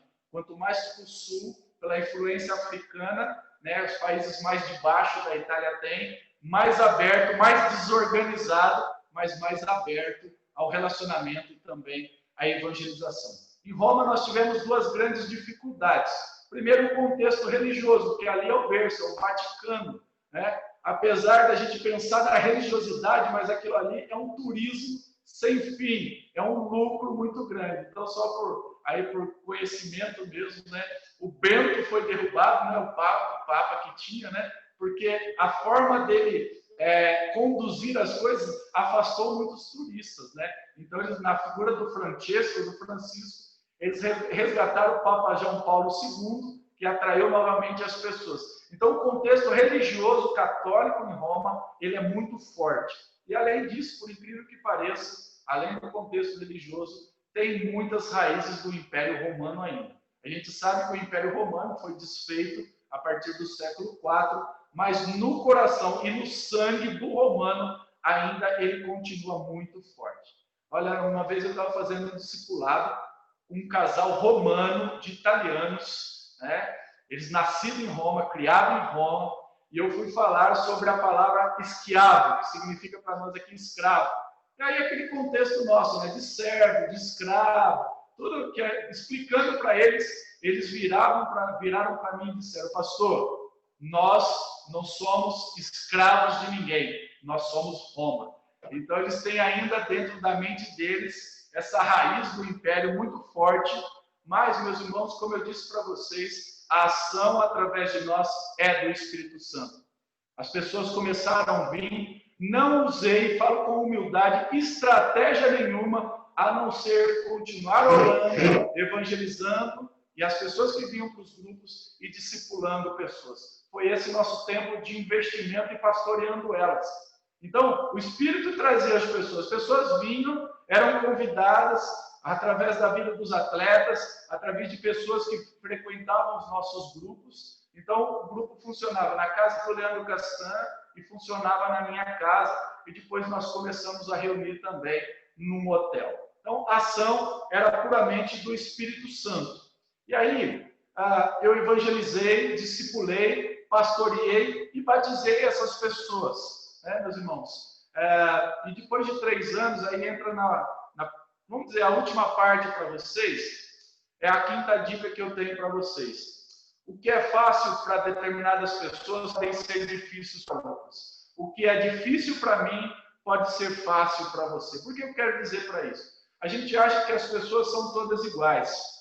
Nós, dentro desse choque cultural que nós tivemos, eu e os meus 2 filhos, eu tenho um filho hoje, o Emanuel de 18 e a Esther de 14, nós nos adaptamos muito bem à cultura italiana, à língua, aos costumes, à alimentação, tudo, mas a minha esposa não. A verdade é que a Elaine, minha esposa, o Ulisses conhece bem ela desde o primeiro dia que ela desembarcou na Itália, ela já queria vir embora. Foi uma batalha muito grande, mas ela foi muito usada por Deus, principalmente porque a gente sabe, tem algumas irmãs aqui que participam desse grupo agora, né? As mulheres são mais sensíveis ao Evangelho. Então, nós tínhamos um ministério que chamava Ledone, né? Ministério de Mulheres. Então, a verdade é que a maioria das pessoas que se converteram e foram discipuladas, elas vieram por meio dos atletas de Cristo, mas também das atividades que ela tinha com as mulheres. É porque na Itália não adianta evangelismo de massa. Coloca isso no coração. Na Europa, em geral, não existe evangelismo de massa. Por exemplo, você vai desenvolver um trabalho numa praça, ninguém vai, meu irmão. Você precisa de autorização para dar um lanche, para dar um suco. É uma burocracia, eles fazem de tudo para você não fazer. E o italiano, ele não adere a esse tipo de evangelismo, de missão. Na Itália, eu creio que no Brasil nós já estamos vivenciando isso, é um ministério relacional. Você ganha vidas através dos relacionamentos. E era o que a gente usava. Comendo com as pessoas, chamando para comer na nossa casa. A gente se relacionava o tempo todo, e não só pela estratégia, mas também por outra coisa. O italiano é muito desconfiado. Né? Diferença entre o italiano, entre um paulista e um carioca. Né? Você chega no Rio de Janeiro, conhece o cara de manhã, na hora do almoço já está comendo com ele. Eu vivenciei muito isso. Você vem para São Paulo, já é muito diferente o contexto. Você precisa ganhar a confiança do paulista para depois que na casa dele. Na Itália é assim. O italiano é muito desconfiado por natureza. E é por causa da história também. Uma das histórias que deixou o italiano muito desconfiado foi quando Napoleão Bonaparte se fez de amigo dos italianos, e boa parte das obras que surgiram no renascentismo, ele levou para o Louvre lá na França, né, meu irmão? Ele foi malandro, então eles têm pavor de Napoleão Bonaparte. Então você precisa ter credibilidade. E credibilidade você conquista através do seu testemunho, se relacionando com as pessoas. Então, até as pessoas ganharem, ganhar a confiança das pessoas é um processo longo lá na Itália, né? Mas, graças a Deus, isso aconteceu conosco. Mas, voltando à questão da minha família, né, minha esposa teve muita dificuldade, ela teve muitos problemas, e aí ela teve depressão, síndrome de burnout, esgotamento e várias coisas, apesar de ser muito usada pelo Senhor. E aí vai a 6ª dica. Nós precisamos ter escalas de prioridade. Nós não podemos abrir mão de determinadas coisas que nós sabemos que são prioridades na nossa vida. o trabalho acontecendo, igreja sendo plantada, pessoas sendo batizadas, a obra do Senhor acontecendo por mérito dele totalmente, né? Deus abençoando muito todas as coisas, mas a gente entendeu do Senhor que era tempo de retornar para cuidar da minha esposa. Um choque também muito grande, e principalmente para ela, de saber de tudo que estava acontecendo, né? Achando que era um empecilho, e muito pelo contrário, né? Existem muitas pessoas que acabam destruindo a sua família pelo trabalho. Isso é um grande erro. Nós temos Deus, a nossa família e depois o trabalho. E assim a gente deve pensar também. Apesar de ser a obra de Deus, mas a obra de Deus não está acima da nossa família. Eu falo isso de maneira pessoal. Espero que vocês também entendam dessa forma. E chegou o tempo de tomar a decisão de retornar ao Brasil. Nós aprendemos também que nós, como missionários, não somos super-heróis. As pessoas acham que nós somos. Nós somos dispostos a tudo, mas nós não somos super-heróis. A verdade é que sempre tem uma criptonita, né? Até mesmo o super-homem. Então, nós precisamos retornar para o campo, né? Mas antes de retornar para o campo, pela graça do Senhor, entendendo como assim fazia o apóstolo Paulo, nós deixamos um legado, nós deixamos a continuidade do trabalho para um outro missionário, e até hoje ele continua lá após 3 anos, né, desenvolvendo a igreja, pessoas sendo alcançadas, dando sequência no trabalho que assim o Senhor nos deu a oportunidade de poder realizar. E aí a 8ª e última dica, retornando ao Brasil, a vida continua, meu irmão. A gente acha que a vida não vai continuar mais, eu sei que o Ulisses já passou por várias circunstâncias aí, mas a gente aprende que a vida continua, né? Não sei como que você está, se você já passou por alguns tipos de frustração aí do teu ministério, com chamado, com tantas coisas, você diz assim, e agora, o que vai ser? A vida continua, né? E aí, novamente, a importância da igreja local, quando nós retornamos, nós ficamos sem atividade durante 1 ano, tratando exclusivamente da minha esposa, a nossa missão nos sustentando durante esse período, nos dando todas as condições para que ela pudesse se restabelecer. E debaixo de oração nós entendemos que não era mais para retornar para o campo missionário, né? Aqui ficamos, retornei, estou pastoreando a primeira igreja batista da minha cidade, né? Depois de 9 anos, agora 3 anos pastoreando ela. Retornei com todos os projetos de esporte que nós tínhamos, né? Eles deram continuidade, agora também estou junto nessa. E hoje, pela graça de Deus também, por ministério que eu sou fruto, né? Ministério de Atletas de Cristo, eu recebi o convite de coordenar a missão de Atletas de Cristo. Então, hoje, além de pastorear a primeira igreja batista, eu coordeno os 58 grupos, né, que temos espalhados pelo Brasil em mais 4 países, Portugal, Alemanha, Japão e também o Peru. Eu pastoreio os líderes dos grupos locais para que eles desenvolvam os trabalhos dos grupos nas localidades que eles estão. Deus abençoe, agradeço a oportunidade, Ulisses. Né? Não sei se vocês têm alguma pergunta, eu fui cronometrando o tempo aqui, não sei se mais alguma coisa vocês queriam, mas eu estou à disposição. Preferiria de ser pessoalmente, quem sabe uma outra oportunidade, porque daí a gente pode interagir melhor, a gente ainda está no desafio dessas ferramentas, aprendendo como usá-las, mas eu agradeço a Deus a oportunidade de compartilhar as minhas experiências com vocês. Amém. Gente, está aberto para perguntas. Se vocês quiserem fazer alguma pergunta para o Rodrigo sobre tudo isso que ele colocou para a gente, fiquem à vontade. Um de cada vez.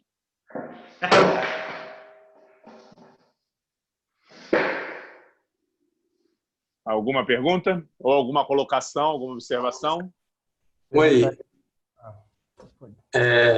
Eu gostaria de saber como era feito o trabalho missionário da igreja local. Era um público específico? Eram os imigrantes? Como é que era feito?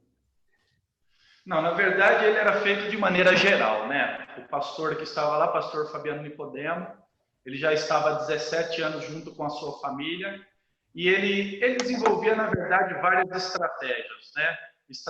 A principal delas, no período estivo ou no verão que está acontecendo agora, ele fazia parcerias com os banhos lá. O que é os banhos? É tipo um quiosque, né, nas praias. Ali era perto do Mar Adriático, a gente estava. E como que ele usa essa ferramenta?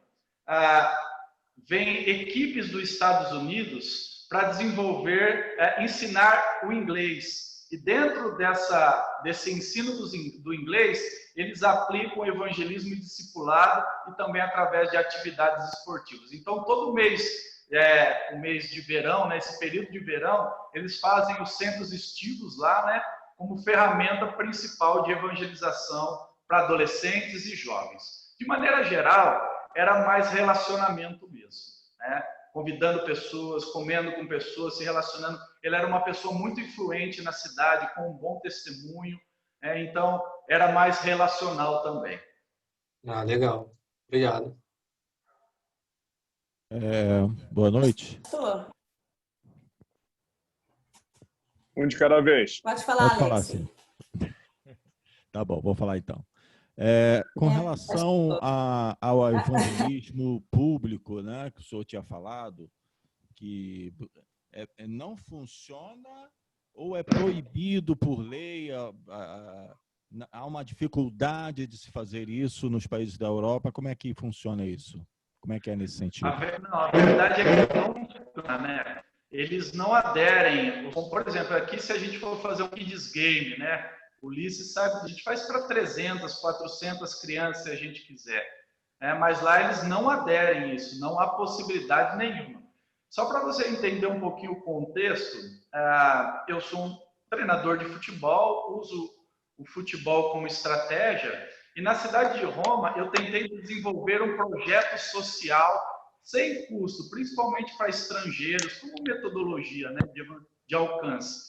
Eles disseram: pastor, aqui não se faz nada sem pagar. Se o senhor quiser aqui, tem que ser pago. Então, o contexto é muito diferente. Eles não participam, né? Eles associam muito nós aos testemunhos de Jeová. Por exemplo, você vai fazer uma evangelização e vai distribuir folhetim.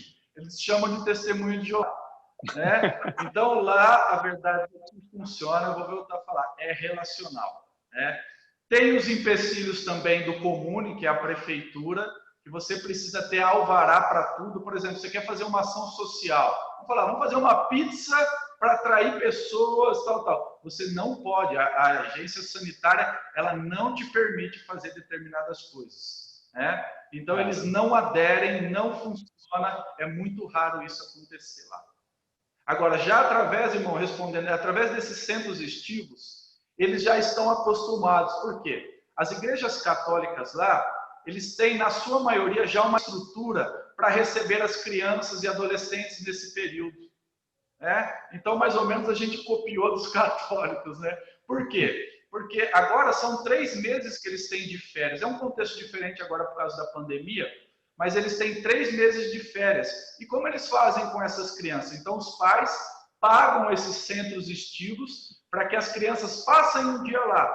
Então, tem alimentação, tem esporte, tem atividade todo dia para eles. E a igreja de Cesena, Batista de Cesena, ela aderiu a essa ferramenta, então fazem a mesma estratégia. As crianças vão para lá, adolescentes, tem esse grupo de italiano, né, de americanos que vai todo ano ensinar o inglês, que é como um chamativo, vamos dizer assim, e lá elas aprendem inglês, são evangelizadas, praticam esporte, comem, e é tudo pago, não tem nada de graça na Itália.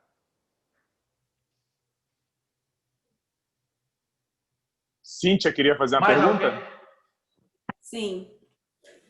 Pastor, primeiro, assim, eu quero só comentar, né, um tópico que você falou sobre a questão da família, porque realmente a gente vê que Deus, eu imagino isso, né, que Deus, quando chama um missionário, ele tem que ir junto, porque a família, ela nasceu no coração de Deus inicialmente, né, a gente vê isso lá na Bíblia, e eu não consigo ver uma família missionária estando dividida, cumprindo o propósito do Senhor. Então, assim, eu entendi, né, o que aconteceu com a sua esposa e realmente eu imagino que Deus colocou no coração de vocês se realmente era hora de voltar. Mas, pastor, minha pergunta era o seguinte, eu não entendi muito bem, e eu queria que você explicasse um pouquinho melhor, pastor, mas, assim, essa questão, quando você foi convidado para ir lá, claro que Deus, ele faz as coisas da forma dele, do jeito dele, né? A gente, às vezes, assim, tem o o nosso entendimento, mas Deus é soberano. E como você mesmo falou, isso serviu de uma lição, porque você mesmo disse que esse 1 ano foi um ano de você orar, de buscar Deus, e Deus, através do Espírito Santo, ter te capacitar, de revestir da autoridade, do poder dele. Eu entendi isso aí.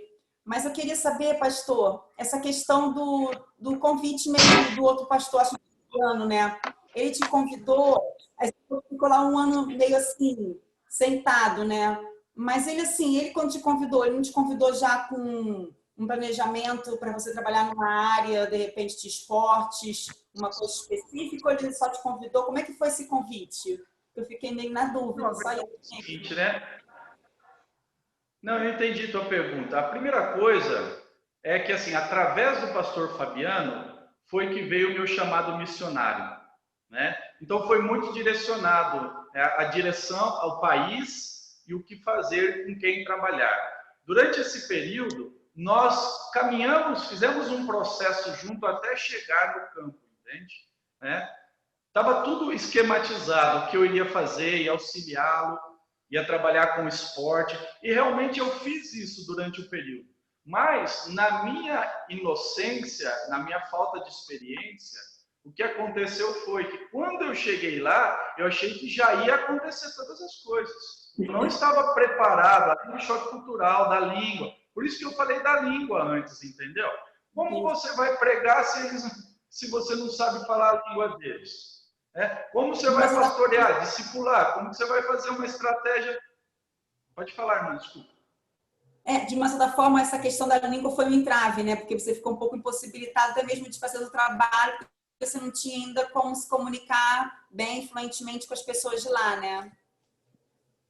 Justamente, não tinha como me comunicar, né? Eu me lembro, só contando assim é cômico, mas é uma realidade. Olha o que eu passei.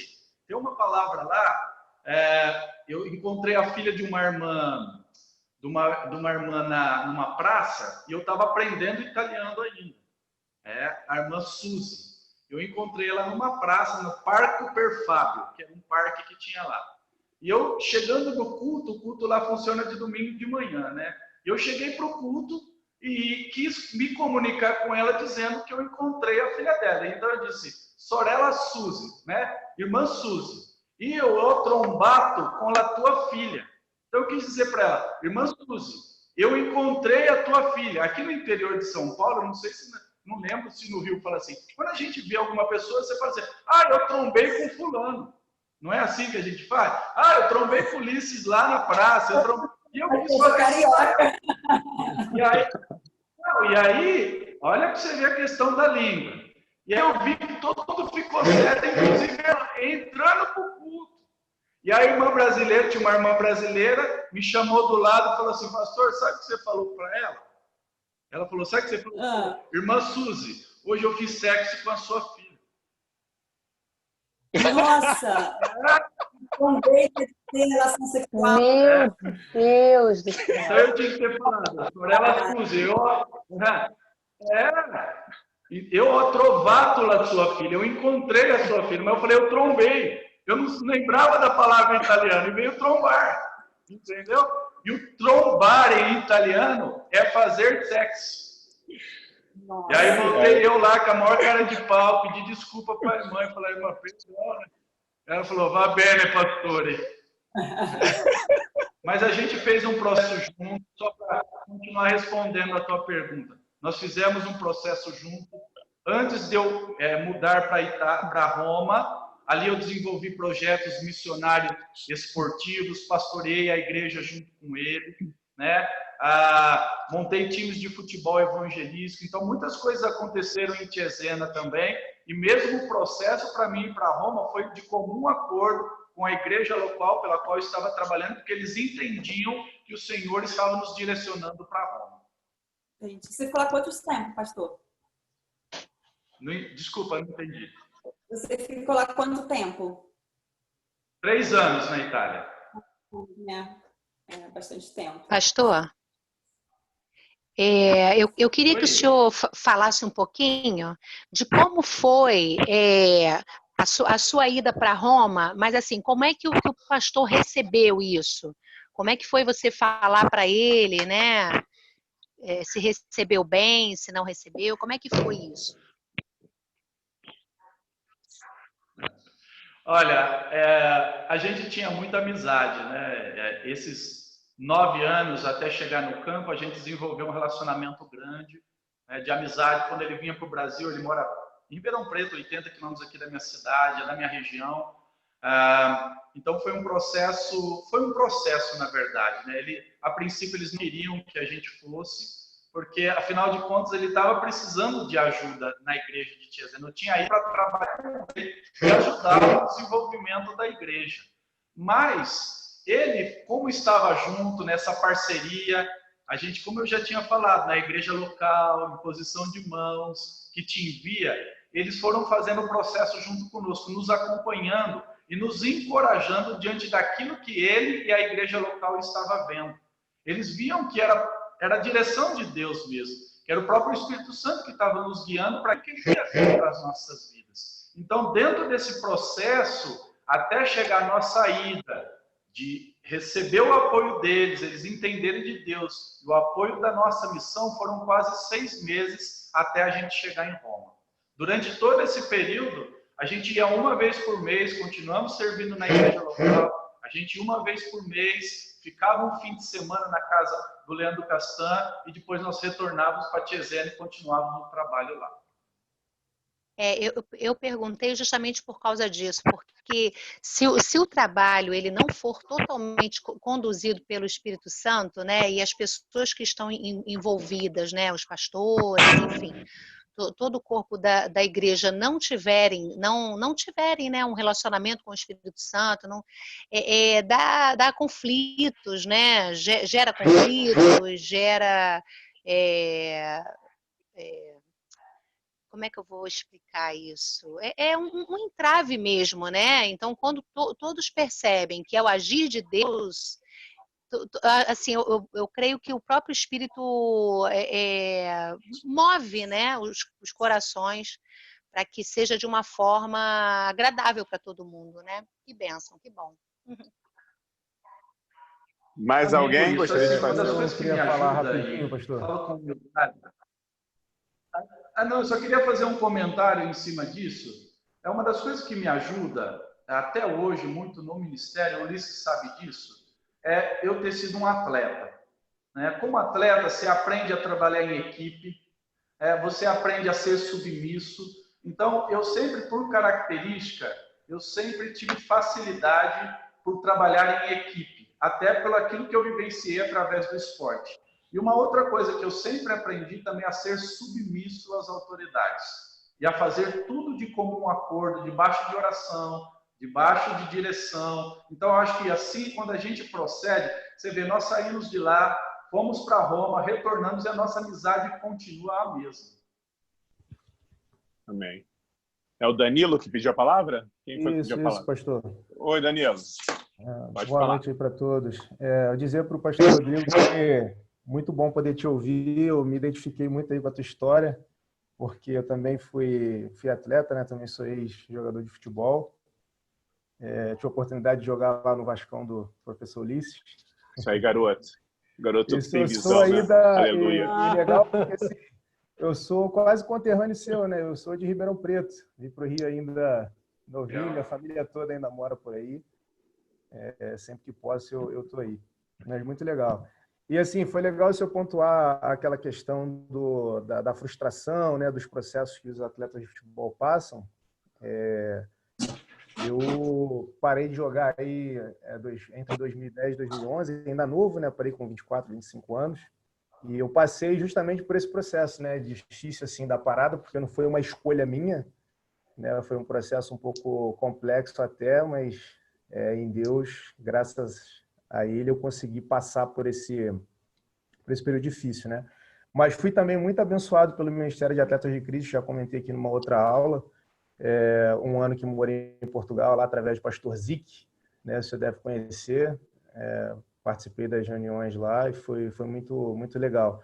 E uma pergunta que eu queria fazer para o senhor é como é que funciona a questão dos atletas de Cristo, se eles têm algum trabalho voltado para ex-atletas, ou se os trabalhos Legal. de atletas de são só mesmo para atletas que estão ainda em atividade.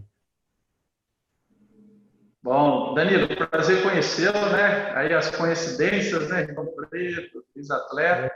Jogou no Vasco e já deve estar com alguns pontos com o Ulisses aí, né? Uns a mais aí. Tá aprovado, garoto. Garoto bom, garoto tem futuro. Eu acredito no potencial dele. Danilo, olha, respondendo a tua pergunta, já serve a minha própria vida, né?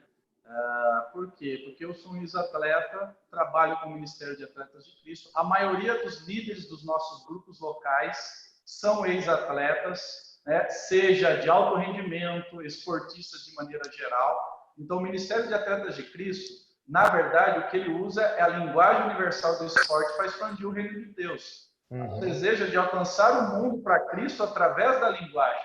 Não se é atletas ou não. Lógico que nós temos atletas de alto rendimento, mas eles são a minoria, né? Nossa equipe é muito diversificada. Nós temos atletas de alto rendimento, ex-atletas, nós temos desportistas, nós temos atletas amadores, nós temos todos aqueles que querem usar a linguagem do esporte. Então, já fica o convite para você. Nós temos 3 grupos aí no Rio de Janeiro hoje, né? E se você quiser fazer parte de um deles ou quiser se tornar um líder nosso, eu estou à disposição aí para poder encaminhar você, para que você faça parte conosco. Se você tiver o desejo, pode pegar o meu contato aí, a gente vai bater um papo sobre isso, entendeu? Então, nós temos cursos de capelania esportiva, grupos locais, nós temos treinamentos de esporte, nós temos congresso, então tem várias coisas que a gente usa, mas a finalidade é usar a linguagem universal do esporte. Amém. Obrigado, pastor. Mais alguma colocação, gente? Alguma pergunta, pastor Rodrigo? Se não... Pastor, vai. uma última perguntinha. O pastor falou que trabalhou com um jogador... como é? Leandro. Como era feito esse trabalho? Mais respeito, hein? Leandro Castan, capitão do Vasco. Por favor, não, senão é menos um ponto. Senão é menos um ponto, por favor. Pastor, vamos deixar o Vasco no cantinho. Deixa o Leandro Vigia na terra, irmão. Vigia. Vigia, varão. Eu prefiro falar de Gabigol, entendeu? Não, vai. Faz a pergunta. Pastor, heresia. Como era feito esse trabalho com o jogador Leandro? Na casa dele, ele chamava os jogadores, convidava, e fazia um pequeno grupo, e também convidava os familiares. Como era feito esse trabalho? Então, como eu falei, nós iniciamos a plantação da igreja através de amigos que tinha de maneira geral. Eram atletas e amigos que ele conheceu em Roma, italianos, brasileiros, tinha outras nacionalidades, pessoas que frequentavam a casa dele. Esse foi o primeiro grupo que nós iniciamos. Depois veio um grupo de atletas de Cristo também, que nós fazíamos na casa dele. Aí eram outros atletas que não eram só do futebol de campo, mas tinha de futebol de salão, do vôlei, eram brasileiros e italianos também, que já eram crentes esse grupo. E do decorrer do trabalho, que funcionava na minha casa como grupo familiar e na casa dele, outras pessoas vieram, atletas e não atletas também. Não tinham parentes, porque estava lá em Roma, né? Os parentes nossos eram aqui de São Paulo, né? Estava em outro lugar. Mas justamente eram pessoas que foram aderindo. Alguns vinham por curiosidade, porque ele era um atleta famoso, outros vinham realmente para conhecer o Evangelho. E aí uma das coisas que eu falava para ele, mas os caras estão vindo aqui na tua casa para te ver. Ele falou, não tem importância, pastor, o importante é que eles ouçam o Evangelho. E muitas pessoas que depois a gente foi se relacionando, foi criando, né, raízes lá, alcançando novas pessoas. Ok, pastor. Legal. Pastor Rodrigo, aqui é Ana Luísa. O senhor deu aqui algumas dicas, né? O senhor até deu um texto falando para a gente nunca desanimar, né? Depois falou assim que é fácil para um, é difícil para o outro. E nesse período que o senhor teve lá, principalmente esse primeiro ano, esse ano de adaptação, esse ano que o senhor chegou lá e viu que o senhor tinha que ficar um pouco parado para aprender. Não, eu creio que não era para aprender só coisa do Senhor, de Deus, porque o senhor já foi preparado espiritualmente, né? Mas para aprender todo um contexto que Deus precisava falar também no coração do senhor. Nesse período, gerou alguma dúvida no senhor? Será que eu tinha que estar aqui? Será que... Alguma dúvida assim no coração do senhor? Como que o senhor venceu isso? Irmã, boa pergunta essa. Na verdade... Ai, falhou. Falhou na... Rodrigo. Travou. Daqui a pouco eu volto. Oh, Ana Luísa. Ai, eu quero ouvir essa resposta. Vou chamar. Espera só um pouquinho. Tá voltando, tá voltando. Não, tá voltando, mas vou explicar por quê. Sabe o que está acontecendo isso? Que eles estão me esperando no conselho de pastor da cidade, que eu sou vice-presidente, para iniciar a reunião, que era às 8. Rapaz, desculpa, Rodrigo. Então responde aí, a gente se libera. Hoje vai decidir se as igrejas vão voltar ou não. Então eu posso responder a última pergunta, vocês me desculpam. Se quiserem marcar uma outra hora, a gente pode bater um papo, mas só respondendo, eu nunca tive dificuldade, dúvida do chamado. A crise sempre era existencial e ministerial. Era a frustração, né, da empolgação de chegar lá louco para entrar em campo, mas eu precisava, e como tenho certeza hoje, passar por todo aquele processo que eu compartilhei com vocês. E também da volta, nós não nos frustramos também. Eu não falei sobre isso, mas é importante. Eu falei só sobre que a vida continua. Mas por que eu não me frustrei? A gente usava um termo lá para o centroavante, estilo web, estilo Ulisses, que é o trachinador, o rompedor, entendeu? É aqueles caras que abre a zaga, aqueles caras grandão, que vai fazendo o pivôzão assim. Então eu entendo que Deus nos usou no período que Ele queria nos usar, apesar da dificuldade da minha esposa. Nós fomos mais ou menos assim, com toda humildade, o João Batista, com aqueles que abriram o caminho naquele contexto de Roma, com aquelas pessoas, para que Deus pudesse continuar a obra através de outra pessoa. Amém, meus irmãos? Deus abençoe. Muito obrigado a paciência. Obrigada. Amém. Obrigada.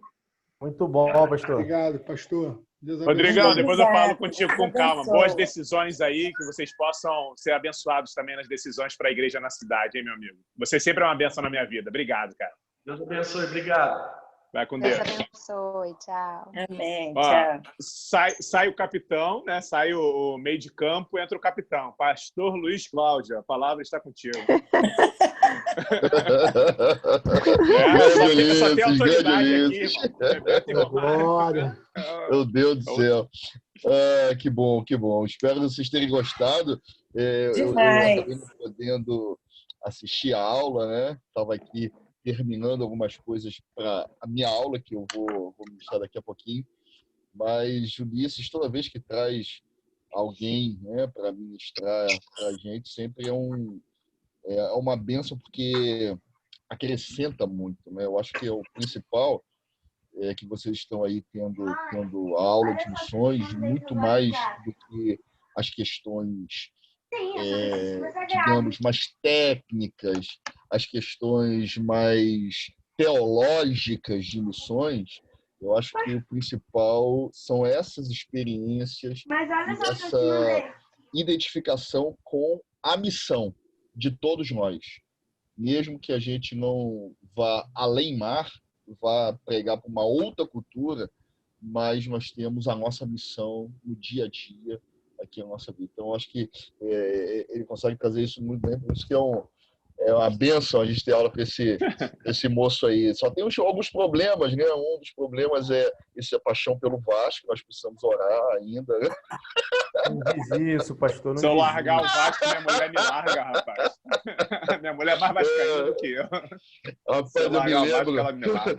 Um parênteses, meu filho é vascaíno, mais velho, né? Mas vascaíno, assim, ele é sócio torcedor do Vasco. É o primogênito, né, irmão? É o abençoado, aleluia. E eu descobri que meu filho era vascaíno de coração num dia que teve um jogo do Flamengo e Cruzeiro, que o Flamengo foi final da Copa do Brasil. Aí o Foi Flamengo lindo esse dia, foi lindo. Foi muito lindo. empatou aqui no Rio, né, de 1-1, golaço do Alex. E lá no Mineirão, o Flamengo perdeu de 3-0. O moleque tinha 6 anos de idade, 6 ou 7 anos. Cada gol do Cruzeiro, o moleque gritava: gol! Gol! Eu falei, meu Deus, isso aí é vascaíno mesmo. Isso aí não tem jeito mais de mudar, não. Investe nele, investe que ele tem futuro, esse garoto. Gente, só uma coisa, eu vou botar lá no Classroom, eu vou pedir um relatório, tá, dessa aula. Aí eu vou botar lá, vocês fazem lá em atividade no Classroom, vou botar agora, quando acabar aqui, um relatório dessa aula valendo ponto, tá? Para a gente começar nosso sistema de avaliação aí de forma mais tranquila. O objetivo é realmente que vocês tenham essa prática teológica, né? Na verdade, prática missiológica. Tentar trazer aquilo que a gente discutiu na teoria para uma vida prática. Na semana que vem vai ser o Abel, o missionário Abel. É um mineiro casado com uma polonesa. Se conheceram na Inglaterra durante as Olimpíadas, quando faziam um projeto missionário, e hoje coordenam a Escola para Latinos da Jocum, na Califórnia, que trabalha sobre evangelização em língua estrangeira. Eles preparam latinos para pregar o evangelho através do inglês e tem uma escola discipulada. Provavelmente, eles vão ter algumas escolas no futuro aqui no Brasil. Eu estou articulando isso para trazê-los aqui e eles terem uma ação também aqui na nossa nação, né? Não só lá na Califórnia. Tá bom? Ele é bom, ele é mineirinho, ele é bom. Deus abençoe, gente. Muito interessante, muito interessante. Muito interessante a aula de hoje. Assim, eu me identifiquei muito, né, assim, por causa da história, e é bem legal esse trabalho que é feito pelos atletas, né? E eu sou, digamos que fruto, né, assim, de um trabalho desse, porque esses trabalhos são bem interessantes porque eles alcançam muitas vezes áreas em que o pastor ou às vezes o missionário em si ele não consegue alcançar, né? E quem me pregou para mim, né? Quem me evangelizou, me discipulou e tal, me ganhou para Jesus. Engraçado que foi um outro atleta, né? Um outro jogador, na época ainda com 15, 16 anos. Era um menino de Deus, assim, do Piauí.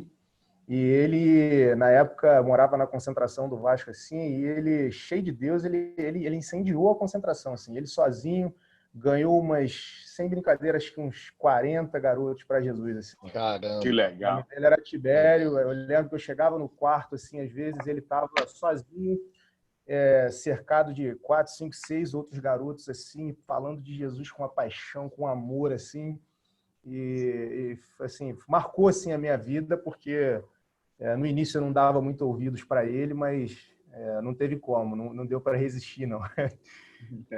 Tem um rapaz que eu queria que vocês conhecessem, mas não vai dar tempo, porque a gente tem poucas aulas, que é o Johnson, que o Rodrigo falou. O Johnson, ele foi jogador do América e do Fluminense aqui no Rio de Janeiro. E isso acho que na década de 80, início da década de 80 ou final da década de 80, não lembro. Mas ele foi evangelizado pelo Jorginho, que foi técnico da seleção, foi auxiliar técnico da seleção brasileira. O Jorge, que hoje eu não sei qual igreja ele estava, mas ele era da Congregacional, né? Não sei qual ele está agora. Mas foi na casa do Jorge que eu conheci o Rodrigo e conheci o Johnson. O curso que a gente fez foi na casa do Jorginho, lá em Guapimirim. O Jorginho dando aula, foi no dia que ele foi convocado pelo Dunga para ser técnico da seleção. A gente estava lá, todo mundo ajoelhou, os 40 alunos ajoelharam para orar por ele, e ele foi.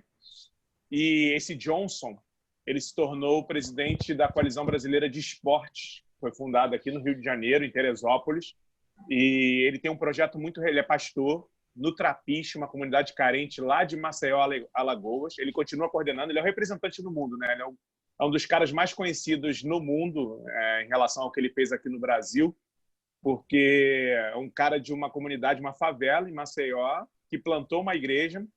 E hoje a liderança toda da igreja dele foi fruto do ministério esportivo que ele criou na igreja, dentro da favela. Os pastores, os ministros de música, ele tem uma escola de música lá sensacional, tem tênis para a molecada da favela, tem futebol, tem basquete, tem patrocinado por gente do mundo todo, levando. O Jorginho é um dos grandes facilitadores desses recursos para ele também, mas é um cara assim incrível, maravilhoso, com uma visão de reino, que se vocês um dia forem em Maceió e quiserem conhecer, gente, eu acho que vocês precisam conhecer, porque é um trabalho extremamente relevante E ele influenciou a mim, o Rodrigo, ao Jorge, ao Bebeto, um cara, né, que não foi conhecido no futebol, não teve uma carreira aqui no Rio de Janeiro, no caso, lá no CSA, lá de Alagoas, ele é muito conhecido. Tanto é que quando ele pede o estádio de Alagoas para fazer uma atividade social com as crianças, o governo libera de graça para ele, com ambulância, com tudo. Então ele vai para Alagoas e consegue pegar lá o Rei Pelé e fazer uma atividade com 500 crianças, com 500 adolescentes, evangelizando através do esporte. É um cara muito simples, que também, se eu tivesse a oportunidade de conhecer, de apresentar para vocês, eu apresentaria, porque é um cara maravilhoso, maravilhoso mesmo. Mas eu vou tentar botar alguns links aí para vocês conhecerem. Quem tiver mais interesse de se aprofundar disso, quiser fazer uma atividade complementar fora o curso do Reviver e quiser que eu vá apresentando esse pessoal para vocês, marcando algumas palestras para vocês, a gente marca para vocês conhecerem essa galera mais profundamente, tá bom? Com certeza. Luiz, é isso. Desculpa aí ter passado do horário, tá? Que é isso? Estamos no horário, falta um minutinho ainda. É, você está falando isso. Você está falando isso. Oi, Fabiano. Só complementar aqui. Tá bom. Você falando isso, já o meu coração ativa um desejo que há muito tempo eu tenho da gente fazer um curso separado realmente de missões, né, aqui na nossa igreja, né? Legal. Não sei se pós-graduação, não sei se um curso separado, enfim, eu tenho esse desejo aí já há algum tempo, já desde quando começou o seminário. Eu acho que aqui agora o seminário com uma estrutura muito legal. Esse tempo de pandemia aí a gente está dando um passo adiante, que é exatamente o ensino à distância, mas mantendo, né? Com certeza a gente vai voltar para ter aula presencial, mas a gente já tem agora algumas ferramentas para a gente ter um curso desse à distância. Então, quem sabe aí no futuro próximo, viu, Ulisses, a gente vai, se não conseguir fazer um curso mais extenso, mas de repente um curso de férias, alguma coisa desse tipo. Vamos fazer o núcleo lá, o mestrado que tem no Betel já. Vamos fazer com ênfase em missões aí. Isso é fácil pra gente. Glória a Deus, olha só. Então já unimos, já chegamos lá. Vamos conversar. Eu já preparei alguma coisa para Maranata que eles pediram também. Eu posso compartilhar contigo. Glória a Deus, glória a Deus. Fabiano, você ia falar alguma coisa? Sim, pastor Ulisses, eu só ia pedir para você, quando colocar aí, colocar a gravação também para a gente. Isso é com o Luiz ou com o Danilo. Dá para ser, não? Eles que disponibilizar essa aula de hoje lá essa aula aí, para a gente poder até fazer essa avaliação que você está pedindo aí. Beleza. Eu vou colocar a aula. As aulas já estão lá. Não sei se você já chegou a ver as aulas anteriores. Já estão lá no Google Classroom, né, sala de aula, no tópico aulas gravadas Zoom. Aí é só você acessar lá, você já vai ver as aulas anteriores. A gente está colocando essas. Na quinta e sexta-feira eu tive uma dificuldade aqui no computador para estar colocando as aulas. Eu vou ver se essa dificuldade já foi sanada. Se não foi, eu peço ajuda aos universitários para a gente continuar colocando as aulas aí, tá bom? Mas com certeza as aulas de vocês todas estão gravadas, disponibilizadas no sala de aula, tá ok? Deixa eu só dar um recadinho rapidinho, já adiantando. Pessoal que da aula de amanhã com o pastor Fábio, a gente tinha conversado sobre uma aula que vão ser os 2 períodos de vocês, né? Começa às 7 horas, normalmente, só que vai terminar às 10 horas. É uma aula direta, porque vocês vão ter um dia, que vai ser exatamente no dia 30, que não haverá aula no dia 30, tá bom? E aí, essa aula que vai ser uma aula que a gente chama aí nas faculdades de aula girafa, né? A gente vai ter essa aula no dia 16, sem ser terça-feira que vem, a outra terça-feira. Então já se programe, pessoal, principalmente se vocês tiverem alguma atividade depois dessa aula, né? Terminando a aula, se já tem alguma atividade, então já se programe, porque a gente vai ter uma aula de história eclesiástica, né? História da igreja, uma aula comprida, uma aula maior. Tá bom, gente? Então amanhã a gente fala melhor sobre isso, mas vocês já vão se preparando. Tá ok? Tá ótimo. O Mi está encerrado aqui, pastorzão. Gente, foi um prazer miserável, porque todos nós carecemos da misericórdia de Deus, tá bom? Deus abençoe. Fique com Deus. Deus. Amém, pastor. Boa noite. Boa noite. Boa noite. Obrigada.